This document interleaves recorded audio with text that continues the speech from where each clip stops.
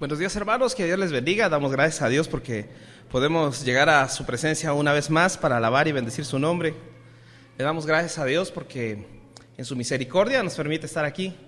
Y este día vamos a ver un tema muy importante para la iglesia cristiana actual. Es relativo a la reforma protestante, y es que en este mes de octubre, el 31 de octubre, se celebra otro año más del inicio de la Reforma Protestante. La Reforma Protestante, hermanos, se inició en Europa en 1517.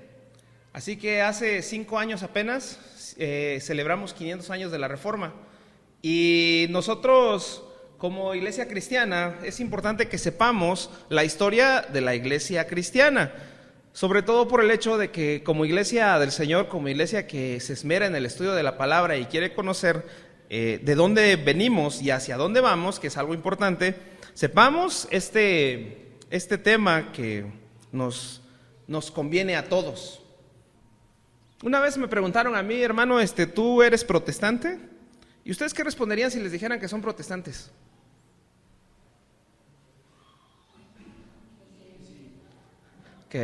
Porque por ahí hay toda una cuestión en esto de las denominaciones que puede llegar a crear algo de confusión en nosotros, porque hay gente que dice, por ejemplo, yo no soy protestante, porque usted no me ve protestando frente de la iglesia católica, por ejemplo, ¿no?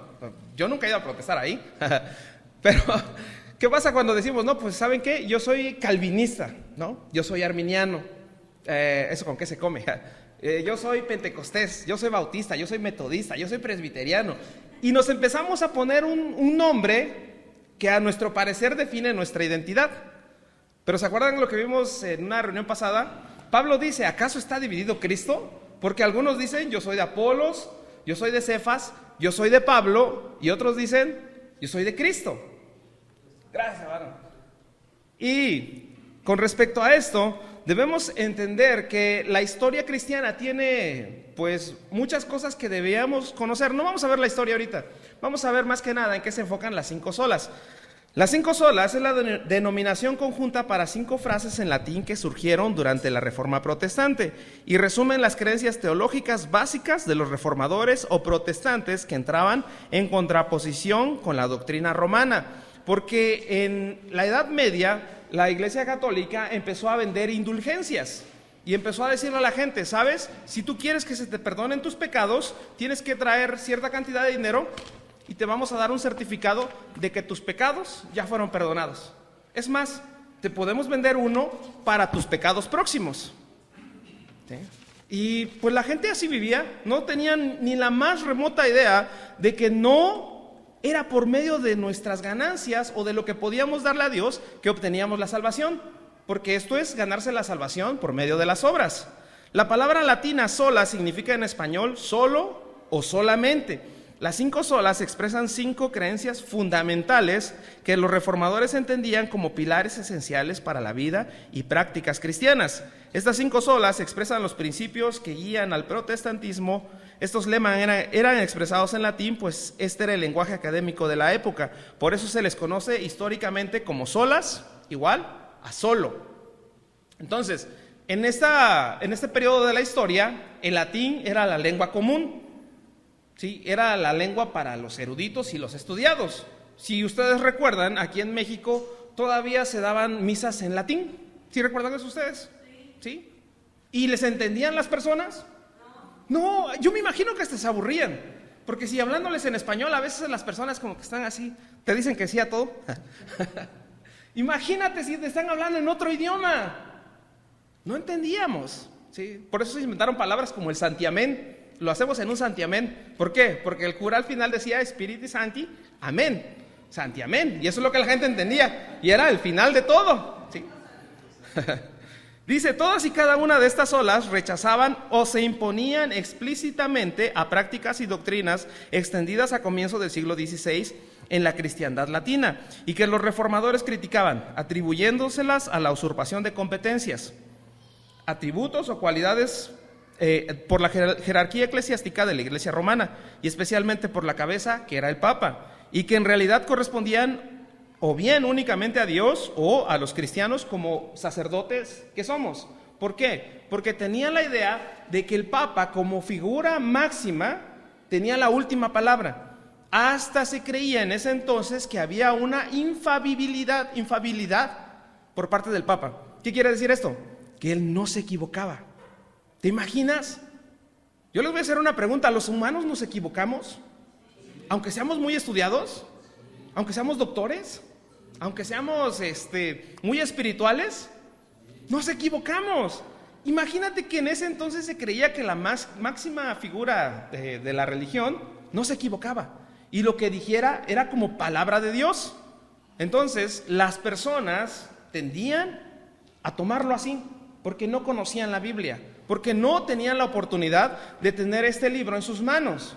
Ahora nosotros tenemos la oportunidad de tenerlo y no lo leemos. Y ellos quisieran haberlo tenido, porque no conocían a Dios, sino solamente por lo que les decían las personas. Y si las personas, o mejor dicho, los sacerdotes o los religiosos le decían, ¿sabes qué? Tú te vas a salvar por las buenas obras, tenían que creerlo. No había otra opción. Pero cuando los mismos miembros de la iglesia empezaron a leer la Biblia, se dieron cuenta que había cosas que contrastaban con las prácticas que se llevaban a cabo dentro de la iglesia. Y quiero decirles algo, los primeros reformadores no querían crear otra iglesia, querían que la iglesia católica se reformara, ¿sí?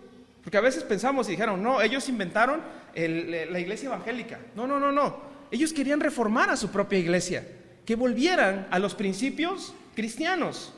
Porque si ustedes, un día vamos a ver todo esto, vamos a ver un poco más de historia de la Biblia, historia del cristianismo, perdón.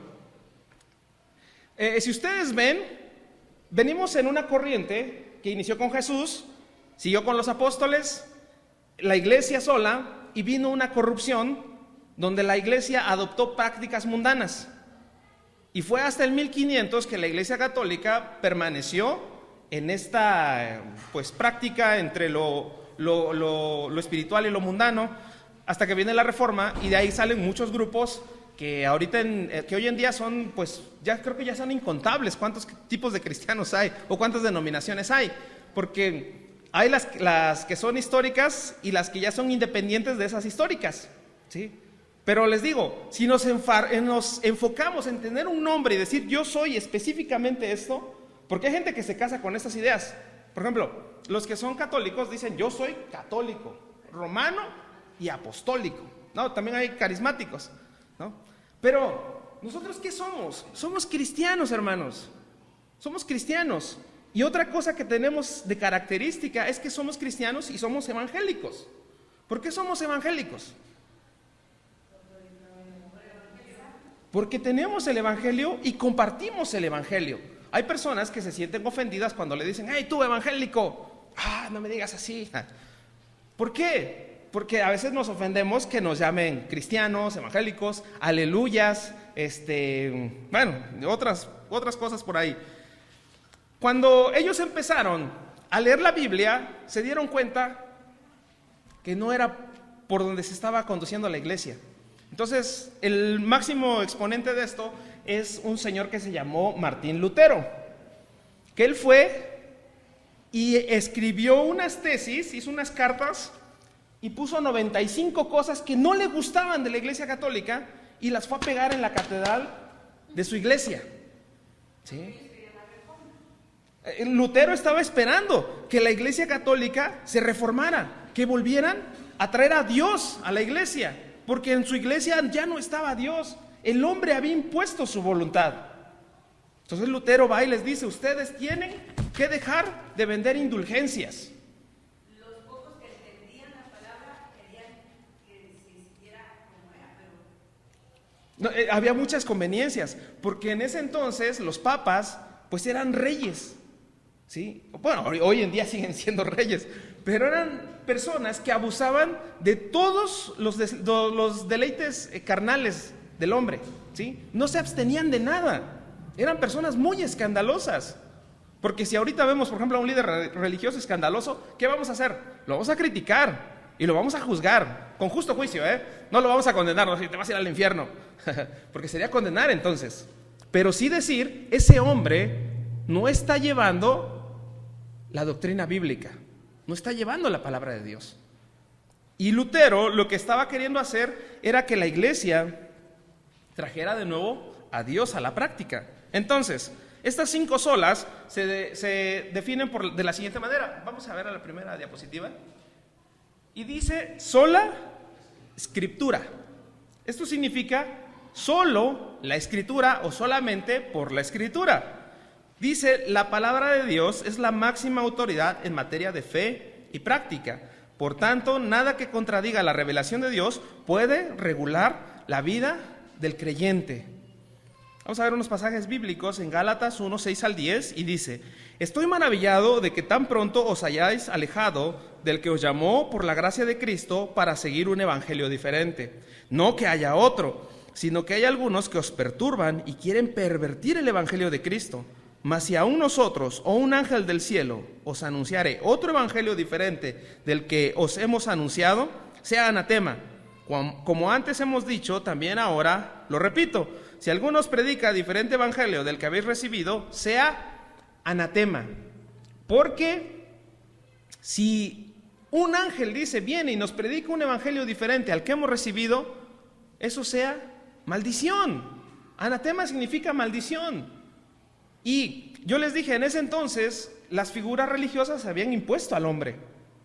Y nosotros como iglesia cristiana actual hemos llegado a tener prácticas similares, porque nos enfocamos mucho en la personalidad. Y ahora ya no tenemos papas, pero ¿qué les parece que ahora tenemos apóstoles?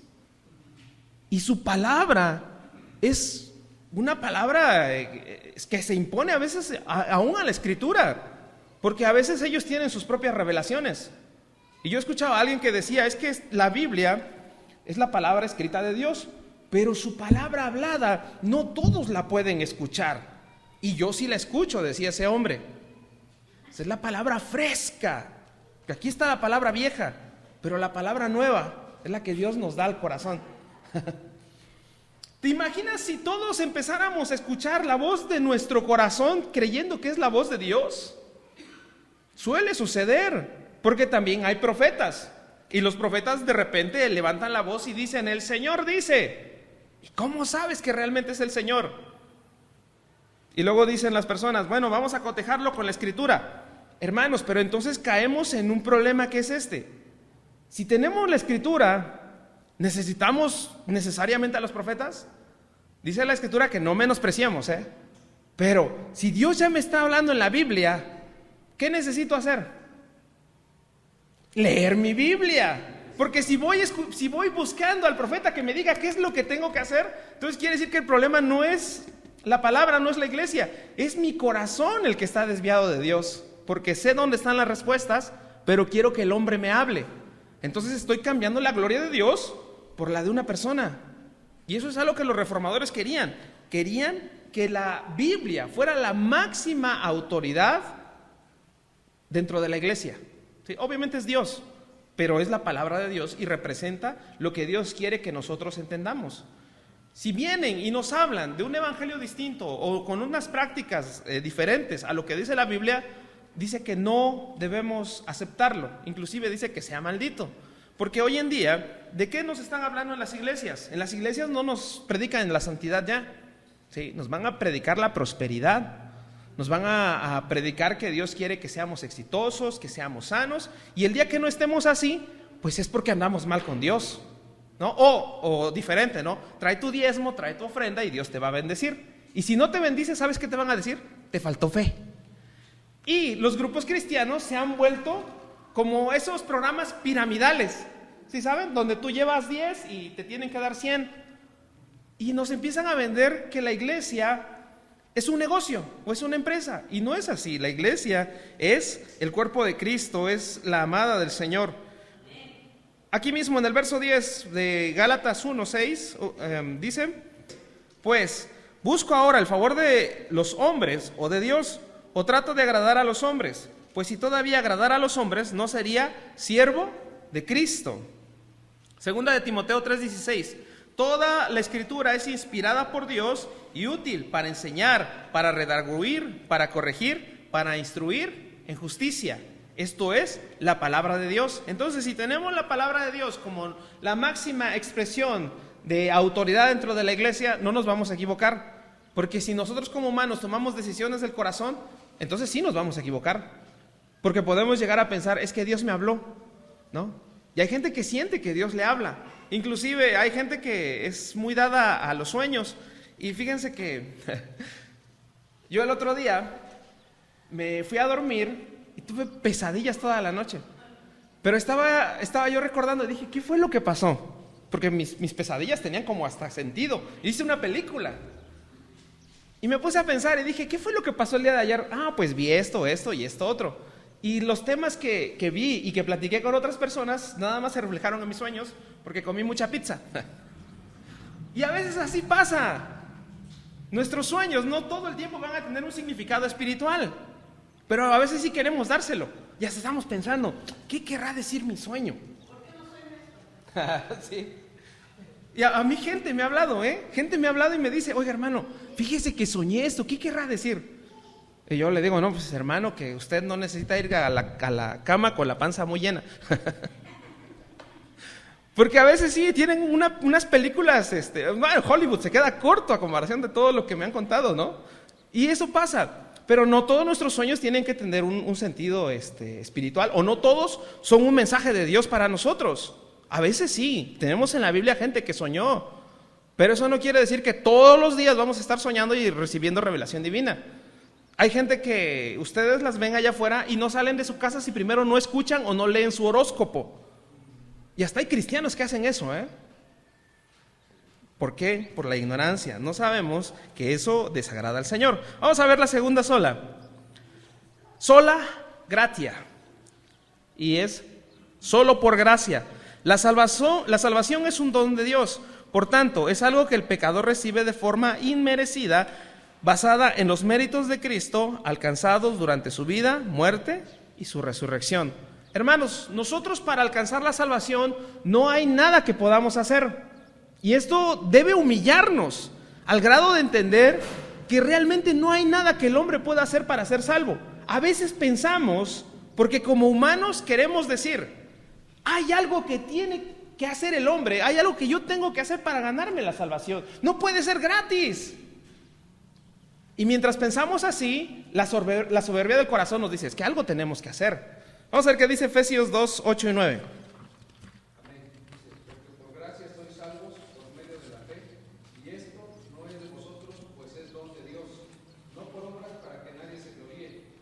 Entonces, ¿qué vamos a hacer nosotros para ser salvos?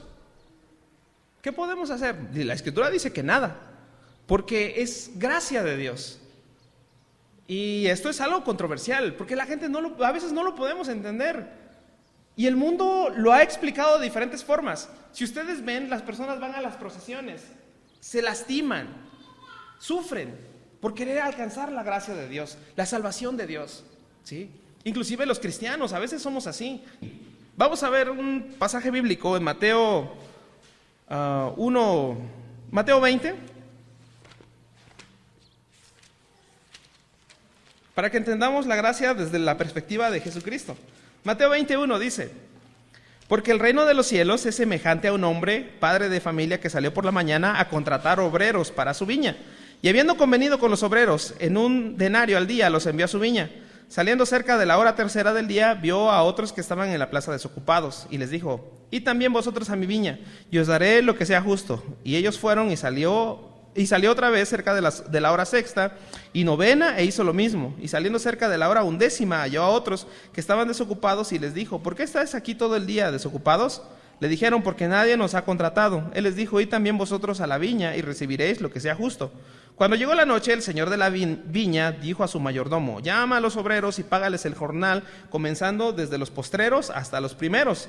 Al venir, los que habían ido cerca de la hora 11 recibieron cada uno un denario. Al venir también los primeros pensaron que habían de recibir más, pero también recibieron cada uno un denario. Al recibirlo murmuraban contra el padre de familia diciendo, estos postreros han trabajado una sola hora y los has hecho iguales a nosotros, que hemos soportado la carga y el calor del día. Él respondiendo dijo a uno de ellos, amigo, no te hago agravio, ¿no conviniste conmigo un denario? Toma lo que es tuyo y vete. pero quiero dar a este postrero como a ti. ¿No me es lícito hacer lo que quiero con lo mío?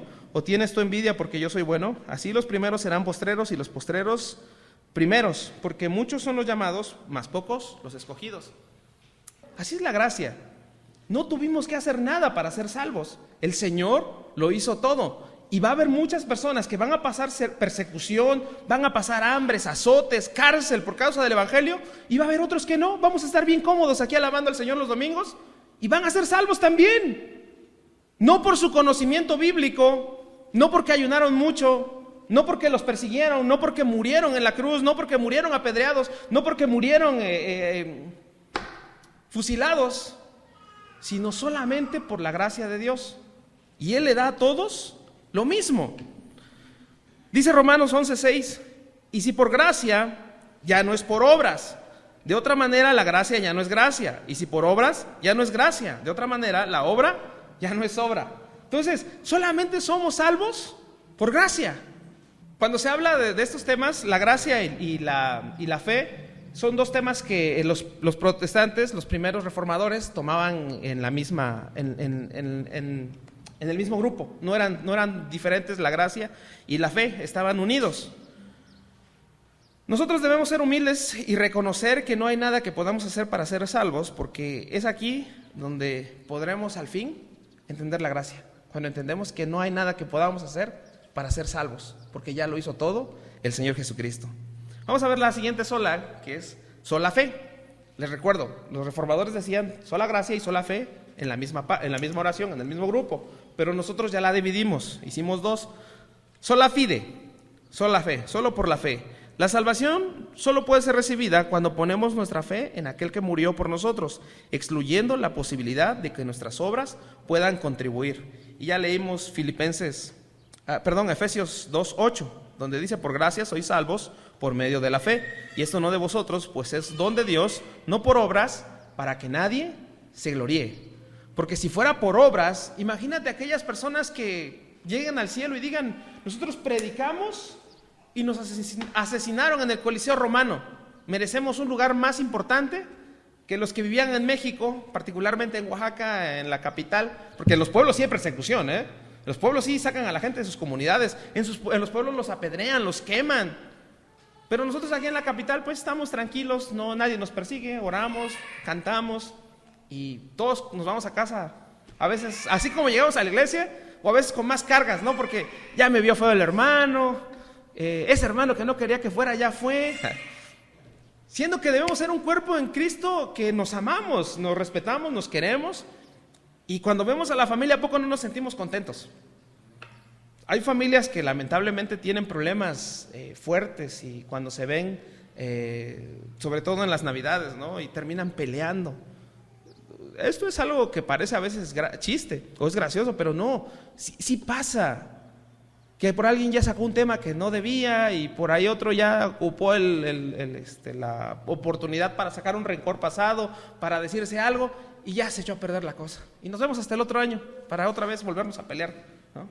Es bien terrible eso, pero nosotros como cristianos ya no somos como el mundo. Entonces si dice la Escritura, si tu hermano tiene algo en contra tuya, deja lo que estás haciendo, ve y pídele perdón y regresas a dejar tu ofrenda, ¿sí? No dice, si tú tienes algo en contra de tu hermano, porque a veces yo no tengo nada en contra de mi hermano, pero a veces él sí tiene algo en contra mía, y si yo lo sé, la Escritura me invita a que yo tome el primer paso para ir y reconciliarme con él. La salvación solo puede ser recibida cuando ponemos nuestra fe en aquel que murió por nosotros, excluyendo la posibilidad de que nuestras obras puedan contribuir, porque ya no es por obras, ya no es por lo que podemos hacer, es porque pusimos nuestra fe en Jesucristo. Filipenses 3, 7 y 9. ¿Alguien lo quiere leer? Pero cuántas cosas eran para mi ganancia, las he estimado como pérdida por amor de Cristo. Y ciertamente aún estimo todas las cosas como pérdida por la excelencia del conocimiento de Cristo Jesús, mi Señor, por amor del cual lo he perdido todo y lo tengo por basura, para ganar a Cristo y ser hallado en él, no teniendo mi propia justicia, que es por la ley, sino por la que es por la fe de Cristo. Si, amén. Si alguien de los discípulos, de los apóstoles, perdón, si alguien de los apóstoles pudiera jactarse de algo, sería Pablo. Porque Pablo era diferente a los demás apóstoles. Pablo era una persona estudiada, era una persona que había crecido, aparte de que venía de una familia importante, había ido a la universidad, ¿no? Y dice la Escritura que creció a los pies de su maestro que se llamaba Gamaliel. Era fariseo, era importante, su palabra pesaba dentro de la comunidad judía. Sin embargo, él en la búsqueda de Dios empieza a hacer obras. Él, buscando a Dios, empieza a hacer lo que humanamente puede. Y es ahí donde vemos a un Pablo perseguidor de la iglesia, porque es una doctrina diferente a la que él siempre ha tenido y en la que ha creído. ¿Y qué es lo que hace? Va y pide órdenes, va y pide poderes a las autoridades para detener a todo cristiano que se congregue, a todo aquel que esté congregado. Y Pablo va y entra y los saca y los presenta a las autoridades. Pablo, cuando ya la gracia lo alcanzó y entendió que es por fe, dice: por cuantas cosas eran para mí ganancia, las he estimado como pérdida por amor de Cristo. Porque entendió que no era por obras. Él tenía una trayectoria, tenía estudios, pero todo eso lo dejó porque entendió que no es por las obras. Ciertamente aún estimo todas las cosas como pérdida por la excelencia del conocimiento de Cristo Jesús, mi Señor, por el cual todo lo he perdido y lo tengo por basura para ganar a Cristo. ¿Te imaginas tener esa condición como la que tiene Pablo de decir: todo ahora no vale nada para mí, sino solamente Cristo? ¿Qué cosa pasaría con la iglesia si llegáramos a tener este corazón que tenía Pablo? Y ser hallado en él, no teniendo mi propia justicia, que es por la ley. Porque recordemos que Pablo dice: conocimos el pecado por medio de la ley. ¿Sí? Porque muchas veces las personas dicen: es que la Biblia dice que la letra mata, más el espíritu vivifica, ¿no? Y dicen: no hay que leer tanto porque podríamos confundirnos. Necesitamos nosotros entender que no es por nuestra propia justicia, que no es por lo que nosotros podamos lograr, sino que es por medio de la fe en Cristo. Y esta es la justicia de Dios que viene por medio de la fe. ¿Sí? Así como salió el padre de familia a contratar obreros y a todos les pagó lo mismo, así también nos pasa a nosotros. Merecemos algo muy distinto: la condenación por nuestros pecados, por nuestras acciones, por nuestros delitos. Sin embargo, a Dios le ha placido salvarnos por medio de que podemos tener fe en Jesucristo, y esto viene de parte de Dios. Muchas veces van a escuchar ustedes personas que dicen: es que hay una predestinación, ¿no? El grupo calvinista, por ejemplo, dice que estamos ya predestinados, ¿sí? No hay nadie afuera que se vaya a salvar si no ha sido predestinado. Pero, entonces ya no vamos a predicar. Que muchas personas se basan en esto, dicen: no es necesario predicar porque Dios ya nos predestinó. Pero el Señor Jesús dice: vayan y hagan discípulos a todas las naciones. Y tenemos que ir a predicar, tenemos que salir a compartir el mensaje de salvación. Si estamos, dice la Escritura aquí al final del pasaje de Mateo 20, muchos son los llamados y pocos son los escogidos. Y hermanos, tenemos que tener especial cuidado de que nosotros realmente seamos salvos, que Cristo esté habitando en nuestro corazón, en nuestra vida, que reflejemos ese amor de Dios, porque el mismo Señor nos condena a través de la Biblia a las personas y dice: en ese tiempo muchos van a decir: Señor, Señor, en tu nombre profetizamos, en tu nombre hicimos milagros, en tu nombre echamos fuera demonios.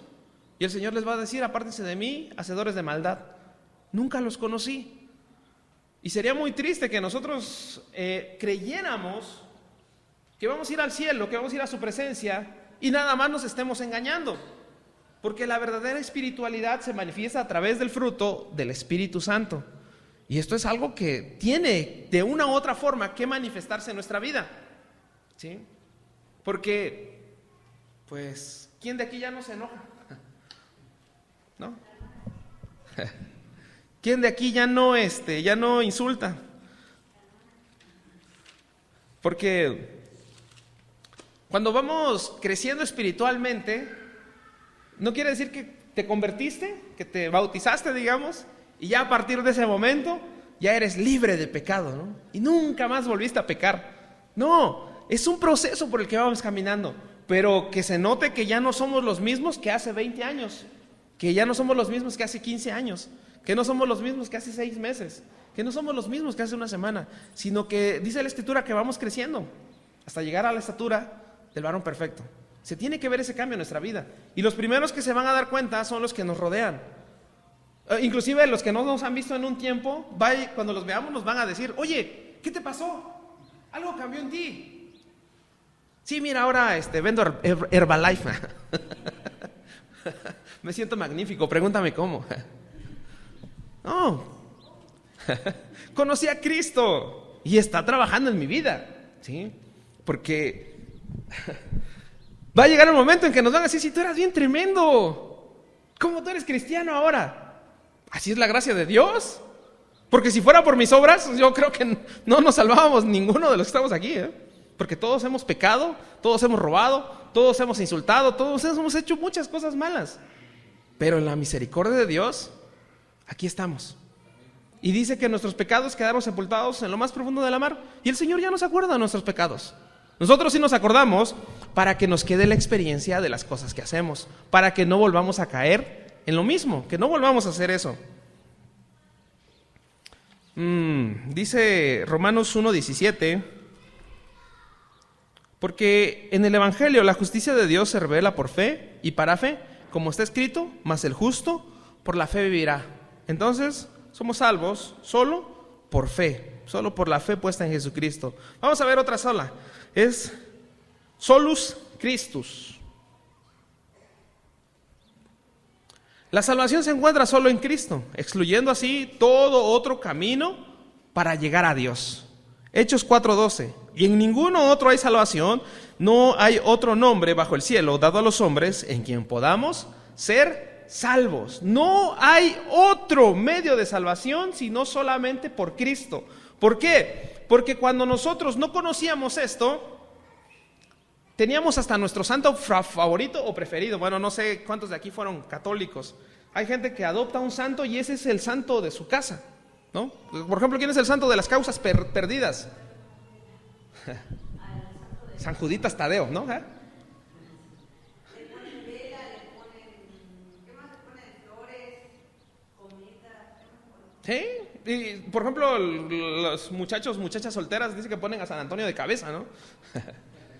Y las personas tienden a creer que ellos tienen cierto poder o autoridad para determinar cosas en la tierra. Y créanme que no es así, ¿sí? Inclusive, lamentablemente la Iglesia Católica, por ejemplo, todavía les enseña a las personas que la Virgen María es una intercesora, ¿sí? Dice: ruega ¿cómo dice? Ruega por nosotros, ¿cómo? Ahora y en la hora de nuestra muerte, amén, ¿no? ¿No han escuchado? Y imagínense, eso lo siguen enseñando. Y si vemos la Escritura, porque es solamente por Cristo. ¿Se imaginan ustedes? Entonces quiere decir que su fórmula es más o menos así: la persona va con María y María va con Jesús y Jesús va con el Padre. Se hace una cadenita, hasta parece burocracia mexicana, ¿no? Vas a hacer un trámite, te mandan con el secretario, de la chicle del secretario. Y no, dice la Escritura que tenemos acceso al Padre ahora por medio de Cristo Jesús, porque en la cruz el velo se rasgó para que pudiéramos entrar a la presencia de Dios. Entonces solamente por Cristo nosotros tenemos acceso a Dios. Dice en Hechos 4:12, ya lo leímos: en ninguno hay otra salvación. Isaías 53:4-6 dice: ciertamente llevó Él nuestras enfermedades y sufrió nuestros dolores, y nosotros le tuvimos por azotado, por herido de Dios y abatido. Mas el herido fue por nuestras rebeliones, molido por nuestros pecados. El castigo de nuestra paz fue sobre Él, y por su llaga fuimos nosotros curados. Todos nosotros nos descarriamos como ovejas, cada cual se apartó por su camino, mas Jehová cargó en Él el pecado de todos nosotros. El mismo Señor Jesús hablando, San Juan 14:6. Jesús le dijo: yo soy el camino y la verdad y la vida. Nadie viene al Padre sino por mí. Es un texto que debemos sabernos de memoria, Jesús le dijo: yo soy el camino y la verdad y la vida. Nadie viene al Padre sino por mí. Solo por la obra y la vida, el sacrificio y la resurrección de Cristo es lo único que nos puede dar salvación. Solamente Cristo, solo Cristo. Y por último, vamos a ver la última sola. Soli Deo Gloria. Solo a Dios la gloria. El propósito de la salvación que recibimos es glorificar a Dios, poner de manifiesto las excelencias o virtudes de su carácter, ¿sí? Cuando nosotros venimos a la iglesia, hermanos, debemos entender que venimos para honrar a Dios. Gente va a la iglesia por diferentes motivos. Algunos van porque ahí es donde amarran sus negocios, o gente va porque ahí está una muchacha o un muchacho que les gusta, o gente va porque pues se van a cobrar las ofrendas, los diezmos. Gente va porque no tiene otra cosa que hacer. Y luego salen cosas como: hoy sí me gustó la alabanza. ¿Por qué otro día no te gustó? No, es que hoy sí sentí la presencia de Dios. No, pero es que la alabanza no es para nosotros, la alabanza es para Dios. Yo se los he dicho a todo mundo: si un día en la iglesia no viene nadie, están nada más los de la alabanza, deben tocar como si estuviera llena la iglesia, porque es para Dios, no es para las personas. Y si un día no vienen los de la alabanza y está la iglesia, deben tocar como si estuvieran, porque es para Dios la gloria. ¿Sí? Y a veces también pasa otra cosa. Luego dicen: hoy no me gustó el sermón, o no me gustó hoy la predicación. Bueno, ¿por qué no te gustó? Es que la hermana tira piedrazos, ¿no?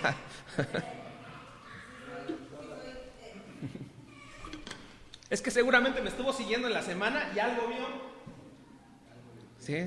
Luego nos sentimos heridos. ¿Por qué? Porque resulta que el Espíritu sí te confrontó con la palabra. Y a veces decimos: algo me ha de saber, por eso a mí me lo dijo. No, es que Dios nos está hablando, nos habla a través de su palabra. Y es importante entonces que nosotros entendamos que todo lo que se hace en la iglesia y todo lo que hagamos en nuestra vida es para darle gloria a Él. Romanos 11:36 dice: porque de Él y por Él y para Él son todas las cosas. A Él sea la gloria por los siglos. Amén. Entonces todas las cosas fueron creadas por Dios y para Él. Y aquí se está refiriendo exactamente a Cristo, porque por Él y para Él son todas las cosas. A Él sea la gloria por los siglos. Amén. Efesios 1:4-6. ¿Alguien quiere leerlo?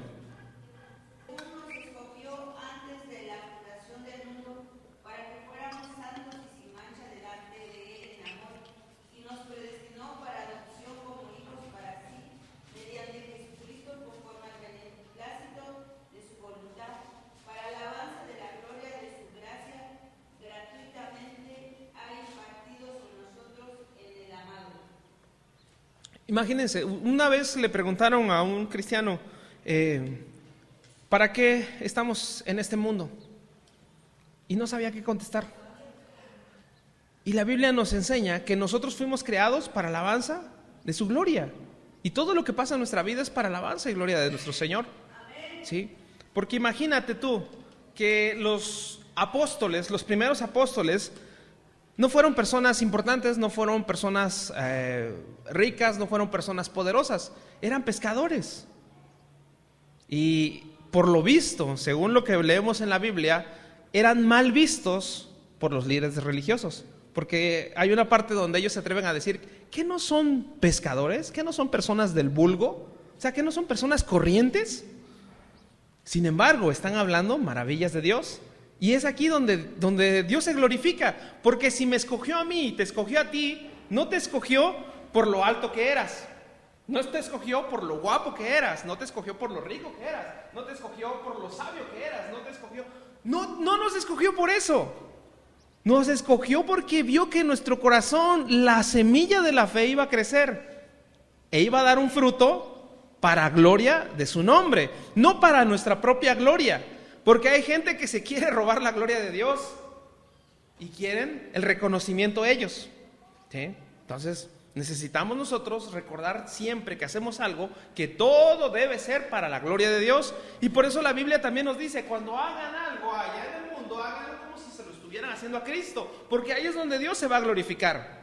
Si trabajen lo mejor que se pueda. Inclusive dice la Biblia: y si son esclavos, háganlo. Hagan el trabajo para sus amos como si lo estuvieran haciendo para Cristo. Hasta ese grado nos pone. En la última parte de Efesios 1, 11 y 14 dice: en él mismo así tuvimos herencia, habiendo sido predestinados conforme al propósito del que hace todas las cosas según el designio de su voluntad, a fin de que seamos para alabanza de su gloria, nosotros los que primeramente esperábamos en Cristo. En él también vosotros, habiendo oído la palabra de verdad, el evangelio de vuestra salvación, y habiendo creído en él, fuisteis sellados con el Espíritu Santo de la promesa, que es las arras de nuestra herencia, hasta la redención de la posesión adquirida, para alabanza de su gloria. Especifica constantemente aquí en Efesios 1 que es todo para la alabanza de su gloria. Entonces, solo a Dios la gloria. Ya no es la gloria a las personas, no es la gloria a nosotros mismos, sino que solamente Dios debe llevarse la gloria. Y todo esto, hermanos, yo se los comparto porque es importante que como iglesia cristiana conozcamos la historia. Entonces, nosotros necesitamos aprender más sobre los principios de la iglesia, sobre los atributos de Dios. También es importante que lo veamos, después lo vamos a ver, pero esto de las olas es necesario que lo sepamos para que veamos en dónde está fundamentada la teología de la iglesia actual, ¿sí? Porque todo esto inició por el estudio de personas que fueron profundizando más en la Escritura.